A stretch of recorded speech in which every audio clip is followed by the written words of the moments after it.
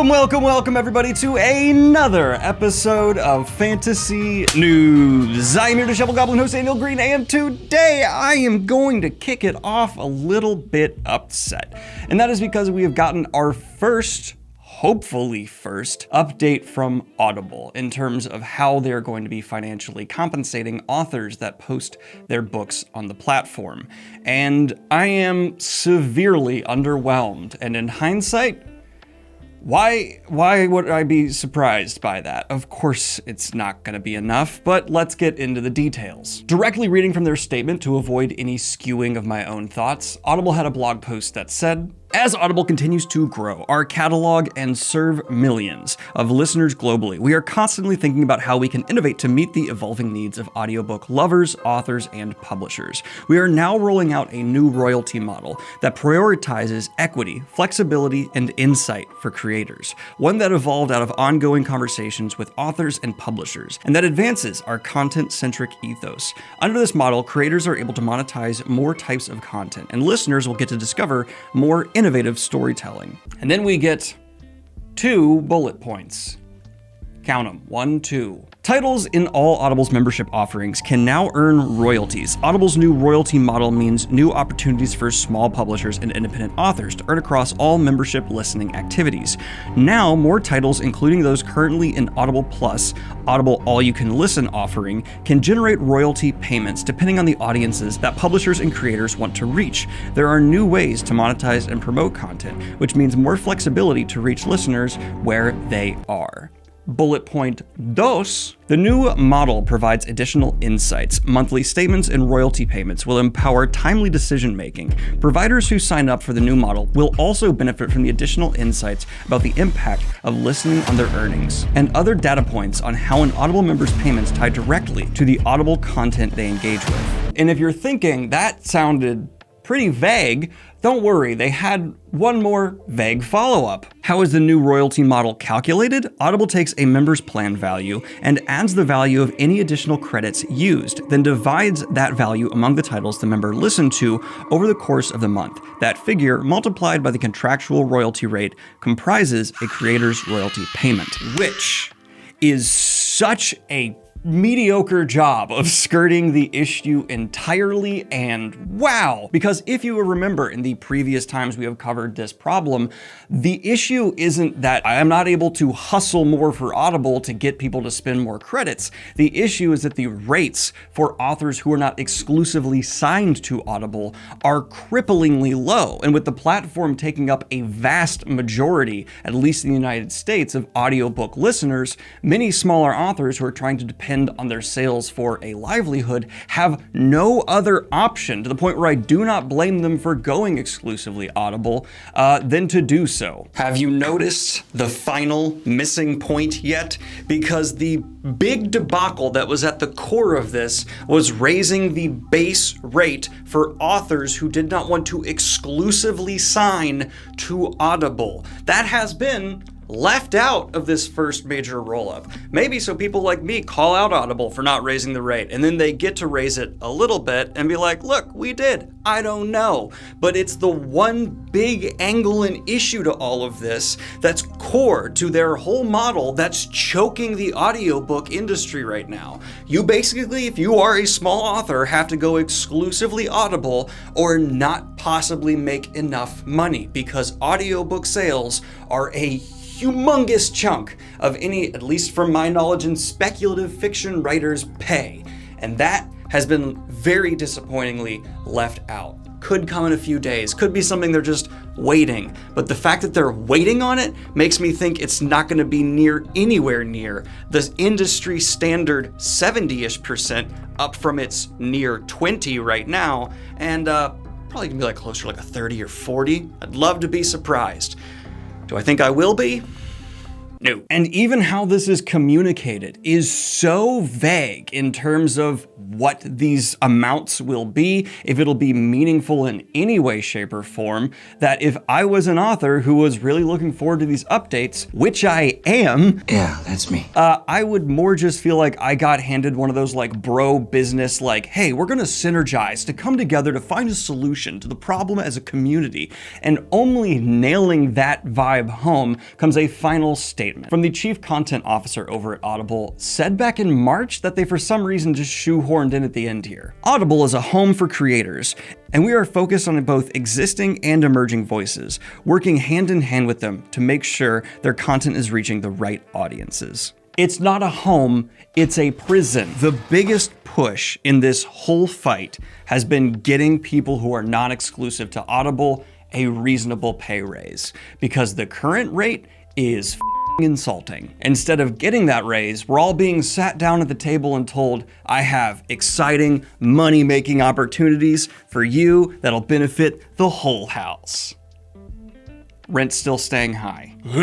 But we'll go ahead and finish out the bigger industry news, because we have seen that Random House is going to acquire Boom Studios. It seems they're emphasizing there will be a minimal turnover over at Boom Studios. They're not leaving their LA office or anything like that. And instead, it's just a acquisition by Penguin Random House to expand their portfolio outside of Del Rey and the many other smaller companies they already are controlling. There's been many successes from Boom Studios, including their collaboration with Keanu Reeves' Berserker, Something is Killing the Children, which I really enjoyed. And what's maybe more valuable to Penguin is there's also several bigger IPs that have signed on to do projects with Boom, including The Expanse, Firefly, Labyrinth, and Dark Crystal, which, speaking of Labyrinth, self-plug promo transition smooth. Kayla and I just did a watch along of the movie Labyrinth with David Bowie, and you can check it out on Patreon only for $1. I did watch this when I was in I want to say 7th grade, because I remember being just blown away how much penis I was seeing in it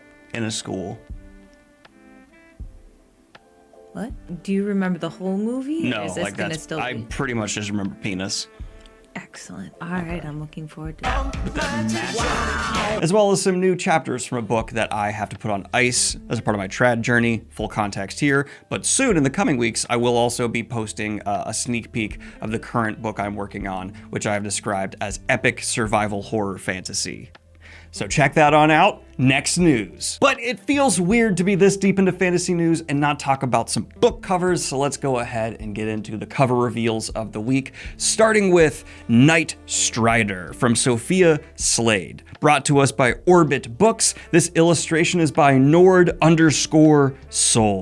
To stop a vicious demon conquest, nightmares and humans must band together in NightStrider. This is the first book in an upcoming fantasy epic series that'll be released in September of 2024.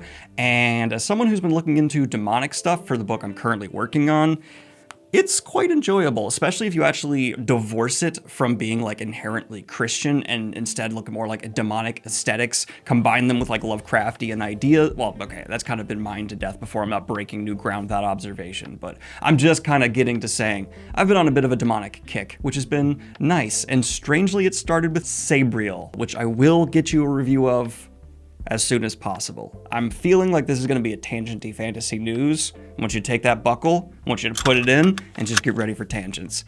Because I'm very little self-control, I'm not going to stop. And continuing the Suneater Art saga, which has included a hopeful beginning, glorious highs of artistic endeavor, controversy, and betrayal with me, myself involved, and now one final art reveal. Not a final, don't know why I said that, but Patrick Leo, the art director for this project, has come on to the Twitter twatters to post another piece that'll be coming with the collaboration with the Broken Binding in their Suneater endeavor. And this is a look at Colchis, art by Renee Agner. I'm a really big fan of what Patrick had to say about actually kind of choosing a more heartwarming, nicer scene for the series. Suneater is epic, yes, but that is almost always undercut by additional cold and dark undertones. So finding a scene of warmth within that and bringing it to life like this, I think is a really good choice, and part of what makes Patrick a wonderful art director. That I just stumbled over that a lot. And we can't talk about covers today without, of course, getting into the new series of covers we have gotten for A Song of Ice and Fire. And I need to make sure I speak clearly on this because people like to not listen when I talk. These are very nice covers. I actually really like the art style and they are impactful for sure, but they just don't feel appropriate for Martin's writing, in my opinion. These feel, and this is gonna sound specific, like YA covers that are trying to appeal more to the A in YA. You know how like YA has been divided up into like 1,000 different actual subgenres? There's like adult-oriented YA now, and this feels like it's trying to hit that, which I'm sure, because studying the market and all kinds of things, is a way for them to take this art direction to be profitable. But for me, in terms of like the editions of A Song of Ice and Fire, I would want to have on my shelf to properly reflect what Game of Thrones, A Song of Ice and Fire's tone is. Not it. These are going to be released as a box set that'll be available in October, and when speaking about them, George R. R. Martin had to say, "The new art design tries to capture the vastness of Westeros and the dangerous journey readers will encounter. This is a raw and gritty quality to lino-cut and woodcut art. A certain starkness that seems to fit the stories and a long history to the art form that felt right for this world." This cover design process paired lino-cut artist Mark Seekins and designer Tim Green with art direction from David G. Stevenson. They worked together to develop sketches and carve the designs into blocks of linoleum, where the raised areas were inked and then pressed into paper. The covers feature several colors, which require separate blocks for each color layer. The finished prints were then photographed and incorporated into the covers. And I actually agree, all of that's really impressive. It's an art style that is like fascinating to even just look at, let alone look into the process of. But again, it just doesn't entirely feel right to me, and I'm kind of disappointed because I think there are going to be a lot of people who do really like these. Maybe I've just seen like the Juniper minimal sword crown covers for too long, but things like that in that style, that vein, just feel far more appropriate. Let me know how wrong I am in the comments down below. I'm very open to your critical feedback. But this brings us to some awesome news for the Dungeon Crawler Carl series. As it has been picked up by the aforementioned in this episode, Penguin Random House, they have also put forth some new covers for the series. I personally think I prefer the original indie ones, but looking at these, I can absolutely see how these might sell better on shelves. There is a quality to the original that I think is like very niche and appealing to a certain type of audience who will absolutely be looking for these stories, but these ones kind of still maintain that loony style while bringing in more commercial appeal, I feel, a wider audience that still is just as likely to end up liking the series. And excitingly, Penguin Random House asked me if I wanted to do a giveaway,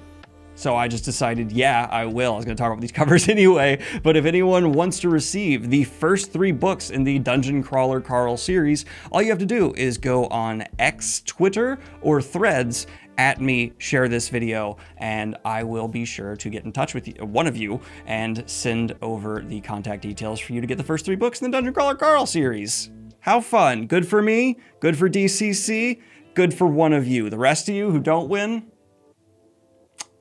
Oh, that's too bad. and it has been officially confirmed that Rosamund Pike is going to narrate yet another book in the Wheel of Time series.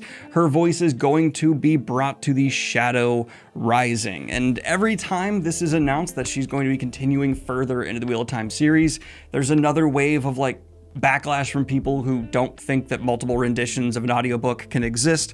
I personally do prefer Michael Kramer and Kate Redding. There's just so much talent and nostalgia there, but I'm also aware that as series age and go on, they get readapted, re-audio booked, and it's not crazy to enjoy both. I actually think Rosamund Pike's been doing a really good job of narrating the series so far, bringing her interpretation to these characters, which has been nice. It's just at this point though, where she's kind of got to finish, right? Like we're this many books in. Shadow Rising, that's book 4. And so, I mean, are you going to go all the way to the end? Are we going to do the prequel too? I think you can get away with not doing the prequel, but at this point, I think she's got to finish. God, I hope they don't bring in like, we're going to AI voice it and just do a Rosamund Pike AI voice for the rest of the series. I really think she's been doing a good job performing it, and I would like to continue to hear that performance, not a generation of. I don't know why I'm even talking about that. No one's talking about an AI version yet. This version is now available for pre-order, but will be released September 17th. And it's nice to see that Rosamund Pike is not only an incredibly talented actress, but also understands the nuanced differences between just acting and voice acting. If you'd like a great example of that, you can watch Rosamund Pike in a role and how she talks there, and then listen to one of her audiobook renditions of What, and she comes across very different, very distinct, and appropriate for each medium. Actually, let's ask the resident voice artist, Kayla, right? What am I talking about? And I said, let's talk to our resident voice artist, because you were a professional voice artist for 10 years, or however many years. And I was like, right? Yes. And for a quick book update, we had one from Mark Lawrence, who tweeted out, have finished the proofread of the book that held her heart. Done the dedication, acknowledgements, and copy. Ready to start writing book 2 of my next trilogy. I have zero idea what it's about. This is the third and final book in the heralded library trilogy, the series that started with the book that wouldn't burn, had a second entry of the book that broke the world, and is looking to end with the book that held her heart. I'm kind of a sucker for whenever series do that like naming convention of 1, 2, whatever, however many they have to have a pattern to it. It's not that clever, but it's super pleasing to me on some level I can't even place. I'm not gonna say like auditory or aesthetically, just I like that pattern in my brain. Make positive chemical juice go good. I think I first noticed I loved it with the Millennium series that starts with like the girl with the dragon tattoo, the girl who played with fire, the girl who kicked the hornet's nest, and ever since then it's just one that I enjoy. And it was great to see y'all's response to me covering some of those like B-list franchises getting new entries in the last episode of Fantasy News, and I'm happy to say we have an opportunity to do it again here today. And that is because the Legacy of Kain Soul Reaver graphic novel, The Dead Shall Rise, is going to be released and is a canonical prequel to the classic action game. And just like those previous entries we were talking about, I wasn't aware of what this series was until I came across this story, and I'm immediately like interested in it, not only as a story, but also just as like a thing that's existed in the fantasy space for quite some time. For those of you unaware, it has been almost 30 years since Blood Omen, the gore-spattered first installment of the Legacy of Kain video game franchise, was released on the PlayStation 1. While it did have 3 sequels, there's been no new entry for the franchise since 2003. And if this prequel does well, there are apparently plans to just continue the story in a series of graphic novels, and I'm not sure what the chances of that succeeding are. I definitely want to make fans of Legacy of Kain aware of it, so I'll cover it here, which I have done, and tell me what this is about? I'm interested in it, and I don't even know what the story is. I just like things existing in the fantasy space. And apparently this graphic novel is also going to contain some unreleased art for an MMORPG that was planned for the series, but unfortunately died. And the cover of the graphic novel has art done by Dave Raposa. And the last bit of hardcore quickie book news, Lev Grossman has also taken to Twitter to announce that The Bright Sword could have a future on screen. Deadline Hollywood officially announced that Bright Sword is currently in early stages to be developed as a series by Lionsgate TV. And I actually really admire the fact that Lev Grossman, the author attached to this, had the restraint to be like, this could happen. Projects fall apart. He's like, it's a maybe. I'm not gonna do the whole like big announcement, try and hype everyone. He's like, tamper down. Possibly. For those of you unaware, Lev Grossman has had an adaptation done before for the Magician series, books that I quite enjoyed, but a series I haven't checked out yet, which I actually have like pretty near up on my to be watched. I want to get through the new Jake Gyllenhaal show on Apple TV, and then I want to get through, no, I think it's just right after that, so neat. Now it is time to move away from the fantasy book space and enter the dangerous waters of media as a whole. And that is because we have gotten our first teaser trailer for the upcoming release, Terminator Zero. Possibly in the top 10 most milked franchises of the modern era, Terminator Zero is going to be the franchise's first step into the animation category. And I've actually Well, really surprised to see how positive the reaction to this has been. I was kind of holding off judgment until we could see more. Now that I have, this does seem to be the most generic way you could continue Terminator in a new medium possible. Not only just from the name, but the animation style, the lack of any kind of story we're getting so far. I mean, the small nuggets that are there seem just rote for what's to be expected in Terminator. It just seemed like minimal effort to me. The taglines throughout it, the shots provided, there's nothing that seems like revolutionary to the story presented. There's no hook, right? Like that's what a teaser is supposed to be able to successfully do in some way. Promise a hook to be enjoyed. Nothing. Found nothing, done nothing. And it seems to be doing what a lot of mediocre additions into franchises that should be dead trying to do, just build hype based entirely off of like aesthetics and nostalgia. Even the plot synopsis that was provided in the description just seemed like a very simplistic rehashing of another John Connor-esque premise. 2022, a future war has raged for decades between a few human survivors and an endless army of machines. 1997, the AI known as Skynet gained self-awareness and began its war against humanity. Caught between the future and this past is a soldier sent back in time to change the fate of humanity. She arrives in 1997 to protect a scientist named Malcolm Lee, who works to launch a new AI system designed to compete with Skynet's impending attack on humanity. As Malcolm navigates the moral complexities of his creation, he is hunted by an unrelenting assassin from the future, which forever alters the fate of his 3 children.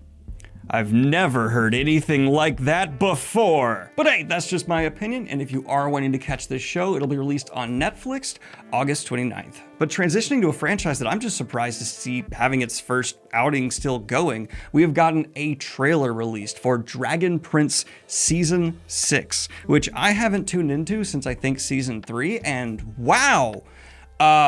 It seems like things have taken a darker turn. I feel like someone who's left a party came back and the house is on fire, and I really want to catch up on Dragon Prince now. It at least seems like the story has been evolving, characters developing in fairly aggressive ways in the last few seasons, so maybe this is going to bump up and actually bump down the Lev Grossman Magicians show. It all depends on what you all say in the comments. And this release is just around the corner, hitting screens through Netflix July 26th. And boy, oh boy, we have had some major Disney news. I am purely covering this because it could possibly affect you directly. Disney has allegedly suffered a 1.1 terabyte data breach. At first, many people seemed skeptical of this as it just was announced through a post by the hacktivist group Nullbudge, who took responsibility, but since then, some plans from Disney's future have been leaked, including an unannounced second installment in Aliens Fireteam Elite. Notably though, since this was announced, Nullbudge's website has actually been down. It seems that there has been some form of retaliation. Importantly for all of us though, Nullbudge has made note that they were able to get login information and personal details. So the reason I'm actually covering this is to just publicly say as loudly as I can, if you have any account related to any Disney platform,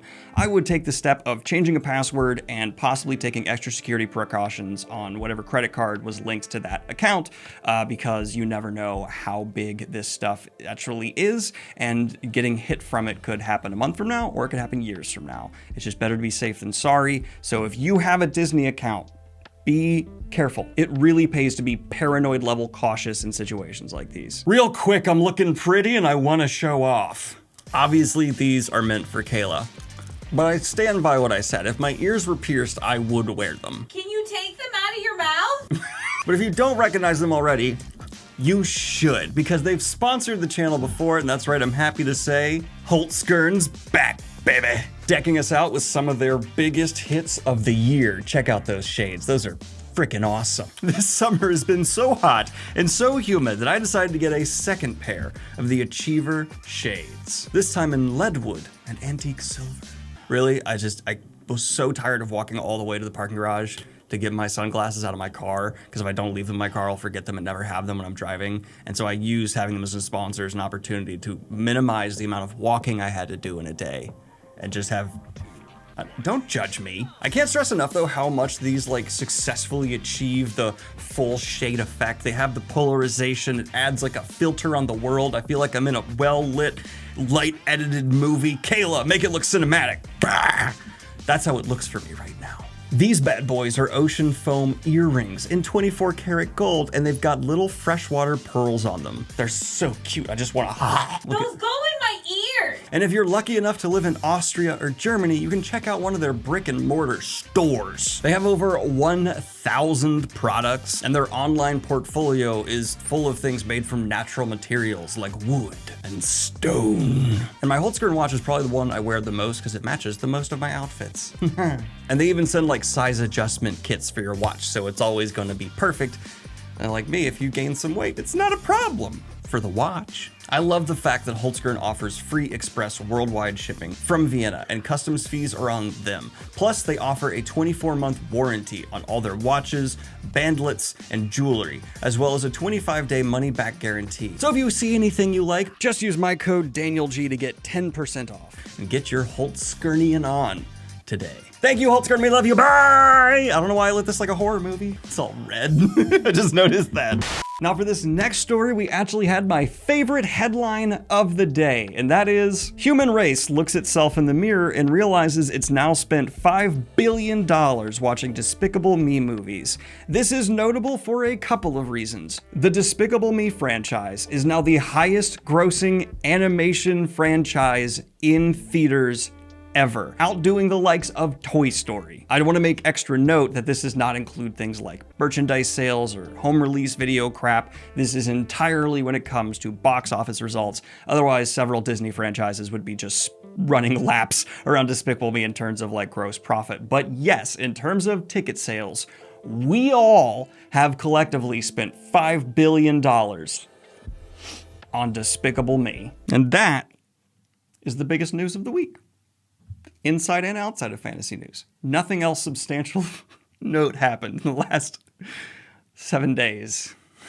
Now, a post on Twitter from Culture Crave has restarted the conversation around a lost Micronauts animated series that apparently has been finished over at Hasbro for several years, and just they have refused to release it. This includes 52 episodes that have been fully animated and were locked in January of 2020. They have never said why it has not been released, and even the creator has just been quoted saying they Batgirled us. And apparently that is like the full truth of it. The creator has not even been told why this happened at all. Like, they've not been told it's a tax write-off or anything. They've essentially just been ghosted by the studio. And the creator actually said more on this back when we were in the midst of the writer's strike, because it's related to many of the issues that were being talked about then. Specifically, they said, "For 3 years, I worked on a show that produced 52 episodes, all of which the studio decided never to air.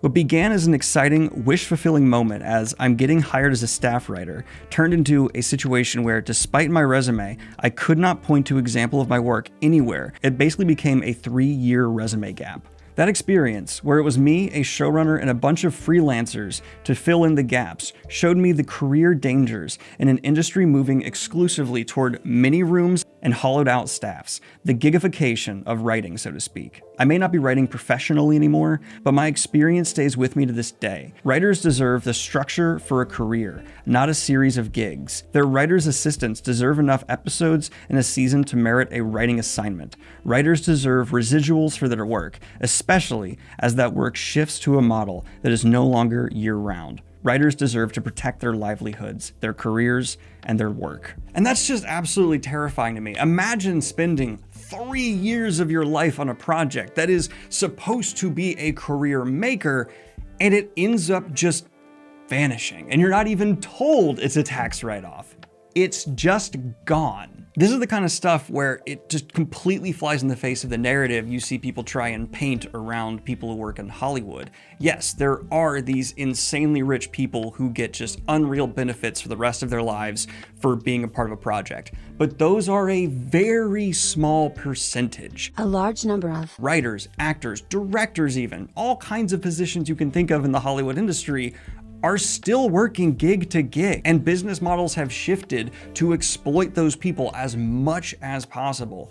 And yes, the writer's strike did a lot in terms of moving in the right direction, but there are still countless practices undercutting projects left and right, making it incredibly difficult for being a creative to be a career, which if you would like our culture to avoid a lot of the bad writing you've seen over the last years where writers have been overworked and underpaid, these issues need to be addressed and resolved. But let's end on some positive news. And for that, I'm actually going to throw it to new, hopefully, long-term co-host of Fantasy News, Jackson Dickert, and his coverage of the upcoming Shrek 5.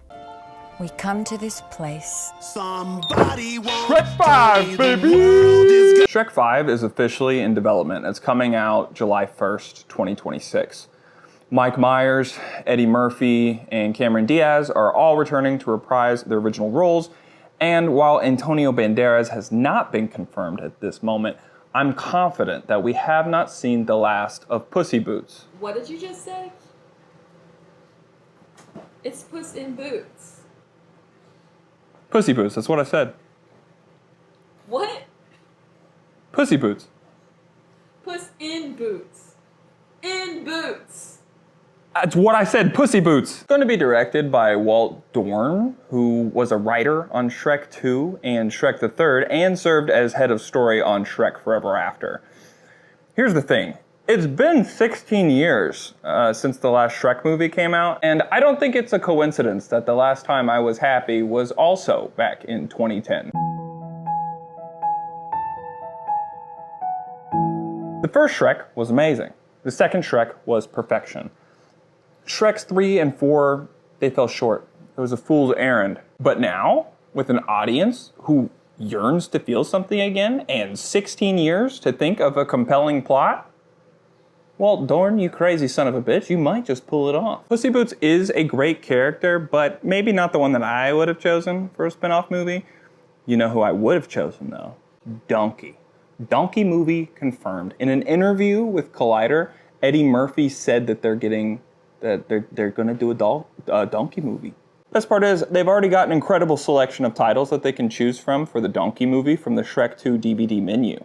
Day of the Donkey, Shrek 2, The Donkey's Revenge, Too Fast, Too Donkey, the Fellowship of the Donkey, the real Jackass movie. Almost ready for the premiere. But we're going to be finishing this episode of Fantasy News with some positive news, because I want to go out on a high note, and that is going to be for one of my most anticipated Season 2's, The Last of Us. We've had our first look of Bella Ramsey as Ellie in Season 2, and well, they got the outfit down perfectly. The tattoo seems shrunken down a little bit, but I'm just really excited to see Bella Ramsey continue to take on this role. She did a stupendous performance in Season 1, and seeing her be able to mature Ellie a little bit, harden her as the world continues to move on these years later, is just really exciting. I will warn you, don't check any Twitter comments on any posts talking about this. People are disgusting. I just hope they don't back down from telling as controversial, as aggressive a story as the second game did. Whether you like it or not, it was certainly an artistic endeavor that really tried to be something. And that's always the stuff I'm most excited to, one, see in the first place, and also see adapted respectfully. And credit for The Last of Us for recognizing that in the apocalypse, the true value of a goddamn backpack. Whenever people are traveling long distances in apocalypse shows and they have like no packs at all, I'm like, how are you alive right now? It's been 4 days and you're not carrying a water bottle.